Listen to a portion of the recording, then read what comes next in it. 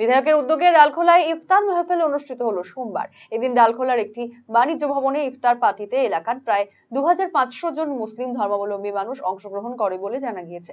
করণদিঘি বিধায়ক গৌতম পাল জানান, প্রতি বছরই রোজার দিনগুলিতে বিধানসভার বিভিন্ন এলাকায় ইফতারের আয়োজন করা হয়। এবছরের বিভিন্ন পঞ্চায়েত ও পুরো এলাকায় ইফতারের আয়োজন করা হচ্ছে। এদিনের এই অনুষ্ঠানে উপস্থিত ছিলেন ডালখোলার পুরপতি স্বদেশ চন্দ্র সরকার, প্রাক্তন 2 পুরপতি তনয় দে, হিমাদ্রি মুখার্জি সহ অন্যান্যরা।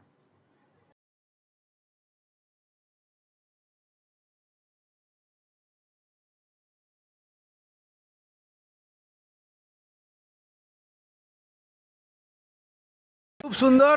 প্রত্যেক বছর আমরা এই পবিত্র রমজান মাসে আমরা ইফতার মাহফিলে সবাইকে নিয়ে, আমাদের কর্মী সাধারণ ভোটারদের নিয়ে আমরা ইফতার মাহফিলে বসি। এবারও আজকে 17ই মার্চ আমরা ডালখোলা শহরের পৌরসভার নিকট স্টার ম্যারেজ হলে এখানে আমরা ইফতার মাহফিলে সবাই সমবেত হয়েছি এবং প্রায় 2 থেকে 3 হাজার মানুষ এখানে ইফতার মাহফিলে অংশগ্রহণ করেছে।